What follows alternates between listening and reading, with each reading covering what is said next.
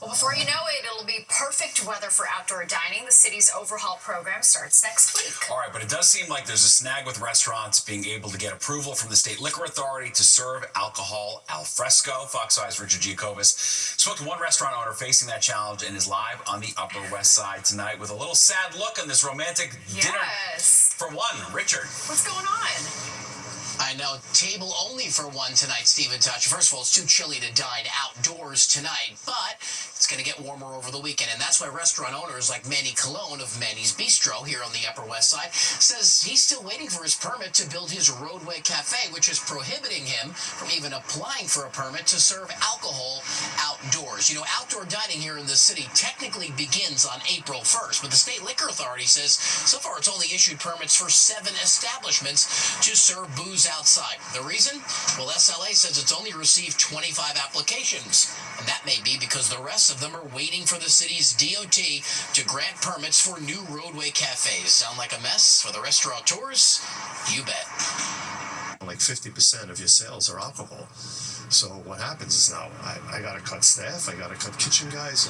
This is all a win-win situation if we can get the cafes rolling and we get the alcohol rolling, because we have more employees, more revenue for the city, for the state, and it's a win-win situation for everybody. If they didn't, it would be an absolute disaster that would really devastate small businesses, put people out of work, and New Yorkers and visitors would be furious because they'd be unable to have a glass of wine or a cocktail with their meal while they dine al fresco this spring. We also spoke to New York City Public Radio and Gothamist reporter Ryan Kaloth, who says most of these restaurants will probably not even comply with waiting for the permit because who's going to enforce it? Most restaurants are going to serve alcohol anyway. This is what we saw happen during the pandemic. A lawyer who represents the hospitality industry told me that during all the years of the COVID outdoor dining program, not a single citation was issued by the SLA for improper outdoor drinking. I think that's what we're going to see. It really is a mess. The State Liquor Authority tells us it's going to meet next week to update restaurants on permit status, but there's no word on expediting any of these permits. Outdoor dining begins on Tuesday, but for now, if you're eating outside, happy hour is just with a glass of waters. Natasha, Steve, if you want to join me, I'll be here all night. Back to you. We'll join you. Hey, so staff's trying to go home. Get out of there. Thanks, Richard. Well, the FBI says that they arrested one of the top 3 leaders of the violent MS-13 gang. The feds releasing this video of the operation carried out early this morning. The 24-year-old suspect, identified as Henry Santos, was taken into custody in Virginia. The Justice Department says he's from El Salvador and living in the country illegally. Santos was taken into custody on an outstanding immigrant warrant and charged with illegal gun possession. And there was a protest outside Federal District Court in Newark this morning in support of Mahmoud Khalil. Free Mahmoud! Free Mahmoud! The pro-Palestinian activist, who is a legal resident with a green card, was detained by ICE earlier this month for his involvement in protests at Columbia University. The court is scheduled to hold a hearing to the case tomorrow. Khalil is currently being held at a facility in Louisiana. New video released showing a doctoral student being detained by immigration officials in Massachusetts. 30-year-old Rumeysa Öztürk is a Turkish national and PhD student at Tufts University. Surveillance video, which we're looking at right here, shows 6 officers with their faces covered taking her phone and handcuffing her on Tuesday. The Department of Homeland Security says Öztürk engaged in activities in support of Hamas. Her attorney says she has a valid student visa and no charges have been filed. A federal judge initially ordered the student not to be moved out of Massachusetts and gave ICE until Friday to respond, but she'd already been moved to a facility in Louisiana. Major news tonight from the Department of Health and Human Services. The agency plans to lay off 10,000 workers, and that's after another 10,000 employees left voluntarily, either taking early retirement or the Trump administration's separation offers. Together, that's nearly a quarter of its staff. Officials say it's part of a major restructuring plan. The agency also canceled more than $12 billion in federal grants to states, money that was being used for things like tracking infectious diseases and mental health services. New York State lawmakers say this funding gap may have been factored into the upcoming budget. So I do think that there's some conversations we need to have over the next couple of days about how to stabilize our state budget, but be ready to come back. And we're still in session until June, so we will have an opportunity to talk about it many times between now and then. The state budget is due on April 1st. And for all things politics, check out our new weekly show, Politics Unusual. It begins this week. Each week, Fox 5's political reporters will break down the week's biggest local political headlines and national news that impacts us here at home. It'll debut tomorrow at 6:30 right here on Fox 5 and Fox Local. The episode will also re-air on My 9 and Fox Local on Friday night at 8:30 and Sunday afternoons at 3:30. Well, the Interborough Express, it's the light rail project aimed at connecting Brooklyn and Queens without running through Manhattan. All right, and tonight people in Queens got a chance to hear exactly what the MTA has in mind. Fox 5's Jessica Formoso takes us to tonight's open house at a neighborhood library. On Thursday evening, the MTA held its first of many open houses to discuss what's next for the Interborough Express project. What would be the Brooklyn to Queens train, a light rail connecting the two boroughs, would run along 14 miles of underused freight line that extends from Bay Ridge, Brooklyn to Jackson Heights, Queens. Take it and get it moving, get going. We already have the roadways and such pretty much in place. That's the heavy lifting on a project like this, and it's already been done. It was back in 2022 when Governor Kathy Hochul gave the green light for the environmental review process to begin. Today, the MTA is close to selecting the engineer. Despite the back and forth and legal battle between the MTA and the federal government regarding whether or not congestion pricing will be terminated and if funding would be pulled, the agency says this project is moving forward. We're focused on the capital program that the MTA, is front of legislative leaders in Albany, and this project is one of the projects in that capital program, and we're hoping for a good outcome. Hoping that the capital program money comes through, we can basically take off like a rocket. The light rail passenger line would connect to 17 different subway lines as well as the Long Island Railroad, impacting 115,000 daily commuters. We're in a transit desert. Commuters who live in Queens say this would drastically transform their commutes. I work in the neighborhood, and to take mass transit from Astoria here is a train, a bus, and a 20-minute walk to my office. It's the same story for Stephanie Placci-Feinstein of Glendale, who says there are just no trains for her to take to work. I work in Bushwick, which would be like 2 stops on the IBX. And so I'm excited about the prospect of actually being able to commute rather than just driving. The next open house is scheduled for April 3rd at South Shore High School in Brooklyn. In Ridgewood, Queens, I'm Jessica Formoso, Fox 5 News. Well, here's a question. Are our four-legged friends making the friendly skies a little more frustrating? Forget snakes on a plane. The new hot button issue is dogs on a plane. Plus this. Cracking cold cases, and some are still only in college. I'm Teresa Priolo in New Jersey, where more than a dozen cases are mysteries no more. That's next on the 10 o'clock news. Baseball night in America is back. Saturday at 7 Eastern on Fox. Some people barking mad over dogs on planes. A Reddit thread reigniting that ongoing debate. Yeah, Fox 5's Kendall Green is hot on the scent of this divisive issue. Most of us have something that make us tick when we travel. When I don't get an aisle seat. Yeah. But a passenger on a flight from Paris to Newark discovered a quite literal pet peeve, sharing a recent experience on Reddit about a dog barking during their entire flight, more than 7 hours long. The thread sparked an online debate about whether dogs belong on planes. So we took the debate to passengers in Newark to sort this one out. It's not fair to have dogs in the same space where people might be sensitive to the noise, the smell, just like anything like that. They're not too big and smelly. It's okay, you cannot feel them. What about a barking dog that's on the plane? No, they're not allowed. What about a crying baby? What's the difference? They are little. It's okay. So if it's beyond 20 pounds or so? Under 10 pounds. The user shared that flight attendants encouraged the dog owner to take the dog towards the back of the plane to settle down, but that wasn't enough. Clint Henderson with the Points Guy. If you know your dog is prone to barking, you want to get some kind of medication that will knock the dog out for these long trips. So, would other passengers tolerate the nonstop nuisance? No pets in flight. No pets on flight? Yes. What if it's your favorite dog or your comfort animal? You still... We have a dog, but He's not with you. no, that's right. Yes, yeah. I would like my flight to be quiet, relaxed, and that could be interfering with that. So This advice for passengers who find themselves in that scenario. If it was me, I would definitely ask for compensation, whether that's miles or cash. So we got different opinions on whether dogs belong on flights or not, but most passengers, they agree if a pet is interfering with your peace on the flight, it's a hard pass. That's the latest here at Newark International Airport. Kendall Green, Fox 5 News. Yeah, it better be a darn good dog. Yeah. And tiny, too. I know. And we love dogs. Otherwise, leave them at home. I know. It's hard. We get it. All right. Well, forget CSI Miami. This is CSI Mahwah, New Jersey. Get ready to meet the college students who are helping to crack cold cases. Plus this. New Yorkers should expect that I'm not a Monday through Friday, a 9 to 5 deputy mayor. All right, it's an exclusive you will only see on Fox 5. Our Linda Schmidt goes one-on-one with the city's new deputy mayor for public safety, Kaz Daughtry.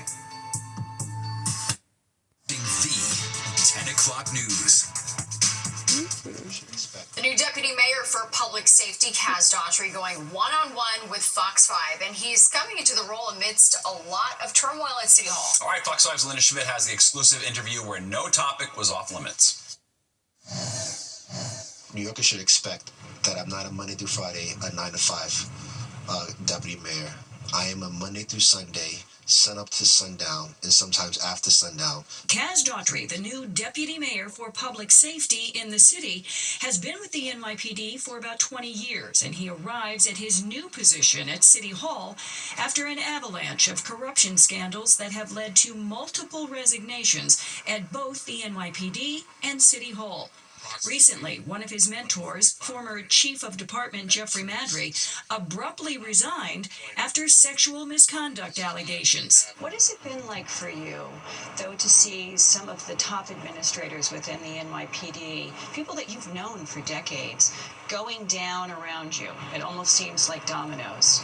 What has that been like for you? And then to continue to work? Well, like I said before, I wouldn't say I'm in a cloud of dust, but I am focused, like I am laser focused on getting the job done. Mayor Adams tapping Daughtry for his new top post 3 weeks ago after his predecessor, Chauncey Parker, resigned, along with 3 other deputy mayors. They stepped down in protest of Mayor Adams allegedly cooperating with President Trump's immigration policy in exchange for federal corruption charges being dropped against the mayor. So the bottom line is, you were saying to New Yorkers you are not under the thumb of the president.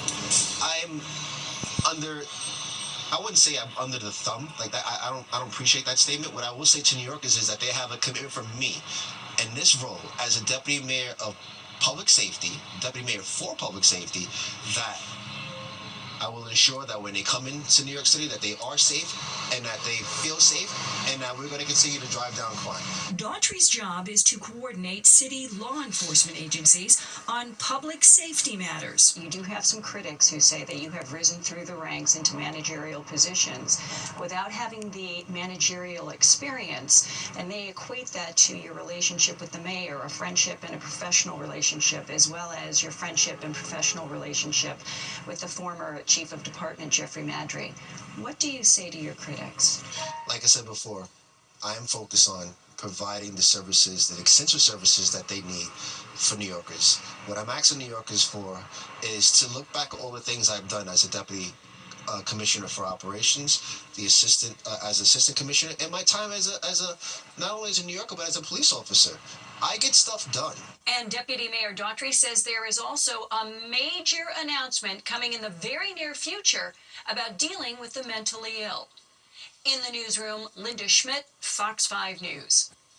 Police are investigating a string of headphone robberies across parts of Manhattan. The NYPD says on March 17th, a group of suspects riding bikes approached 7 separate victims and snatched headphones right off their heads before quickly taking off. Anyone with information is being asked to call police. The FAA admitting it needs to do better after the deadly plane crash in Washington, D.C. and other recent close calls. Lawmakers held a hearing today on what's being done to keep passengers safe, particularly in the wake of January's mid-air collision involving a passenger jet and a military helicopter that killed 67 people. The head of the NTSB pressed the FAA on why it had not noticed an alarming number of close calls near Ronald Reagan National Airport leading up to that mid-air crash. After the crash, the FAA placed new restrictions on helicopter traffic near the airport. Well, a local college isn't just training students, they're actually cracking cold cases. Yeah, so far the Investigative Genetic Genealogy Center at Ramapo College has solved nearly 24 of them. Fox 5 picked up a magnifying glass to get a closer look at this unique program. Teresa Priolo has more. Imagine if the vast majority of cold or incredibly complex missing persons or murder cases could be solved simply by referring to the DNA data that's already available. The college level and certificate program at Ramapo College in Mahwah, the first in the nation, focused on IgG or integrative genetic genealogy, is proving it's possible. We have approximately at least 650,000 unsolved violent crimes in this country that are floating around in the FBI's database. IgG has the power to solve nearly all of those cases. The small but mighty team here at Ramapo, led by David Gurney, consists of undergraduate students and older professionals interested in the practical applications of IgG. They're putting their heads together to solve cases and provide closure. The latest involved a missing woman from Allentown, Pennsylvania. Back in 2017, a foot was actually found in New Jersey floating in a river. Nobody knew who that foot belonged to, where it had come from, why it was there. And this was in May of 2017. In May of 2024, last year, our students in the IgG certificate program started working on this case, 2 different teams. And they were able to build back the genealogical trees and reverse engineer them to find the identity of that foot. Ms. Maria Quinones Garcia was only 54 years old when she went missing in 2014. Because her children had their DNA tested, her identity could be confirmed through sites like Family Tree DNA and GEDmatch. Within 24 hours, you'll have access to a suite of DNA tools. For the students who helped with this case, this breakthrough was exhilarating. Making that discovery and kind of confirming it through basically testing other relatives was a tremendous feeling. It's fantastic. Fantastic because these students know the closure it can bring. The center has solved 22 cases, often with free genealogy tools, but they say they are only as good as the profiles that are uploaded and shared. Much of the work being done is by volunteers. So the more people we have not only doing volunteer work, but donating their DNA, it all contributes to the effort. Teresa Priolo, Fox 5 News. Wow, they're amazing. Impressive. You can say that. For sure. Well, it's estimated that as many as 30 million Americans have sleep apnea. All right, now there's a new law just passed by City Council aimed at ensuring that people who live in the city will have access to free sleep apnea testing. All right, it's Thursday, so you know what that means. My latest podcast, Talking with Natasha, just dropped. Here's a preview. This week on Talking with Natasha, I'm sitting down with Jay Sean. His chart-topping hit song, Down, a cultural phenomenon. And now he's fueling our nostalgia with new music. A new episode of Talking with Natasha drops every Thursday at 7 p.m. You can watch on the Fox Local app, wherever you stream, and YouTube. Fox 5 is watching your health tonight. A new law just passed City Council guaranteeing free sleep apnea testing for those who live in the city. That's right, and it's personal for one City Council member. Kendall Green has the details. New York City Council member Sean Abreu was on vacation with friends when one of them pointed out his incredibly loud snore. I had to get checked that I was sleeping, that my snore was that of a freight train. At first, he laughed it off, but after getting screened for sleep apnea, weeks later he learned it was more than a snore. I have it. My mom has it. I got it. Adrian has it. She says 30 million Americans have it, and 80% of them don't know that they have it. He's been advocating for access for free sleep apnea screening citywide ever since. And Wednesday, the City Council unanimously passed his legislation, offering New Yorkers screenings through the Department of Mental Health and Hygiene beginning in June. Sleep apnea is a disorder in which the upper airway collapses repetitively during sleep. creates a lot of sleep fragmentation, creates a lot of dips in oxygen. Dr. Andrew Varga shared the sleeping disorder deprives organs of oxygen, and those with it short-term tend to be sleepier during the day, but long-term face higher risk for high blood pressure, heart disease, and Alzheimer's. The councilman was fortunate he was screened and diagnosed early on, and hopes through the citywide More Than a Snore campaign, more New Yorkers will benefit, like him. I've lost 40 pounds. My sleep apnea isn't as bad as it used to be. Because of my mouth guard treatment due to sleep apnea, I have felt more focused. My mood has improved, and overall, I feel like I'm at my best. Dr. Andrew Varga shares he's on board with the push. I like the legislation's big campaign for awareness. I think that's really important. And I think giving people the tools to have relatively easy testing is a nice idea. It would be the first step toward getting the ball rolling. Kendall Grain, Fox 5 News. Yeah, the more you learn about it, it's like a big problem if you have sleep apnea. It's hard to know because, of course, it's when you're, in the middle of the night, you don't know what's happening. All right, well, Skype, it was a game changer when it came to how we kept in touch with friends and family and even took meetings. But after more than 2 decades and a pandemic, Skype is about to leave the video chat game for good. All right, and to quote Kermit, it's not easy being green. Some local frogs are living proof how a town is stepping in to give them a leaping chance. It's on Friday. Wow, it's the end of an era here with Microsoft getting ready to pull the plug on Skype. The once dominant video conferencing app had more than $8 billion price tag back in 2011, but as Fox 5's Richard Giacova shows us, the landscape has changed drastically since Zoom and Teams entered the chat. When's the last time you used Skype? Wow, Skype is a throwback, man. I think 2010 in college I used Skype. You know what Skype is? Skype? No, not really. And that may be the exact reason why Skype won't be around for much longer. Microsoft announcing that the video calling app, once popular in the 2010s, will go dark come May. Bye-bye. Should have kept up with the times, like Skype. Skype came on the scene in the early 2000s, transforming how people communicated online. But now Microsoft, which bought the app in 2011, says it's time for a new chapter, switching over some of its services to Teams, the company's video conferencing platform that allows users to work together in real time. They have Microsoft 365, which includes all the Office apps and includes Teams, and it all kind of works together. And for them, that's where they really want people to be. Tech expert Lance Ulanoff says competitors like Zoom, WhatsApp, and of course FaceTime have taken over, making Skype almost obsolete. Skype became much more about business and much less about consumers. So most consumers are not even going to notice that this is happening. For those who've been around long enough to remember Skype, well, they feel indifferent about the app shutting down. In fact, most no longer even have Skype on their devices. Skype is like up there with AIM. I usually just call someone on my phone, like through FaceTime to my phone, that's it. Yeah, I don't even use Skype. I just use WhatsApp and, text messaging and stuff, so. And that's how I'm coming to you right now via the Zoom app on my phone, an app that's been on here since the early days of COVID. And it's a time that experts say may have been the downfall of Skype. So will Zoom really be the future of our FaceTime? Maybe. If we could only remember to unmute ourselves. Richard Giacovas, Fox 5 News. Wow, that is truly an end. Technology changed the world, but there's not as many ways to make money from it, I guess, as they Used thought. to be a verb, though, like, can I Skype you? Yeah, Can I Skype you? Apps come and go. All right, let's go to Deck Now for a look at the forecast. Cold today, beautiful sunlight, but the real story, I think, now is looking towards Saturday. The weekend, yeah. Well, I'm always looking towards the weekend, even starting on Mondays. But yes, in this particular case, you're both right, because this weekend's going to be mild. In fact, we'll call it downright warm in some areas. We'll talk. Special event today helped kick off Autism Awareness Month. The Tao Group Hospitality hosting it at the Dream Downtown Hotel in Manhattan. The luncheon was for kids from the Eden 2 programs, a nonprofit organization, and it supports people with autism through service, science, and passion so they can achieve their full potential throughout their lives. The cause is near and dear to Chef Ralph Scamardella, whose son is autistic.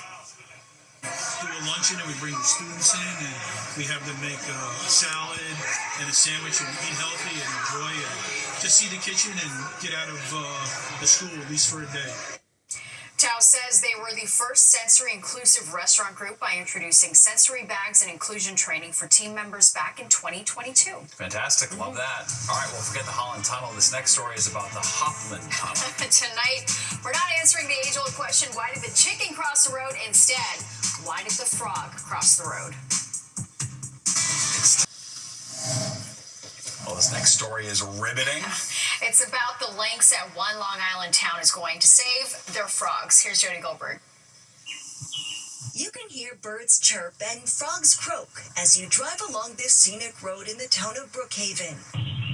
But with each car that passes, it's breeding season. They've got reproduction on their minds, and so they're moving back and forth. these animals literally play Frogger as they run the risk of becoming roadkill. There were scores of them dead, a few hundred. Because what was happening was the frogs were moving back and forth. Now there's a solution, a 25-foot tunnel connecting small tidal pools on either side of the road.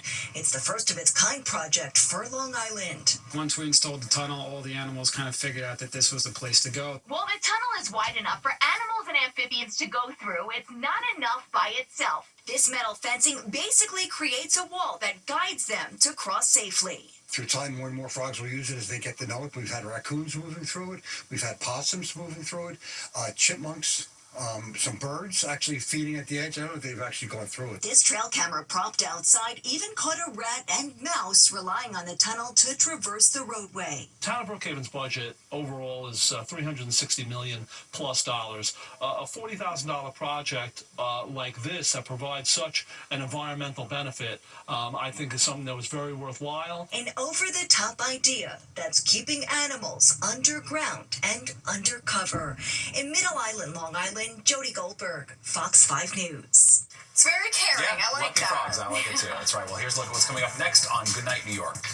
Bad credit? Is it a problem getting a car loan? We can help at Hudson Hyundai in Jersey City. Call 800-721-8538. No matter your credit pass, there can be a new Hyundai in your future with only $68 down. Please call 800-721-8538. Tier 1 customers can drive home any new Tucson, Santa Fe, or Palisade with just $68 down. That's right, $68 down delivers any new Tucson, Santa Fe, or Palisade. Get to Hudson Hyundai. Please call 800-721-8538 for a pre-approval right now. Liberty getting a new state-of-the-art basketball practice facility. The reigning WNBA champs announcing construction of a 75,000 square foot facility in Greenpoint, Brooklyn. The project is fully funded by the team's ownership group. It includes a rooftop patio, broadcast studio, and retail space. It's projected to open in 2027. It'll also be available for use by the community. Looks pretty amazing. That's right. Pays to be the champs. All right, well, that does it for us tonight. If you missed any part of the 10 o'clock news, you can always catch an encore on our free streaming app, Fox Local. Have a great night. We'll see you tomorrow.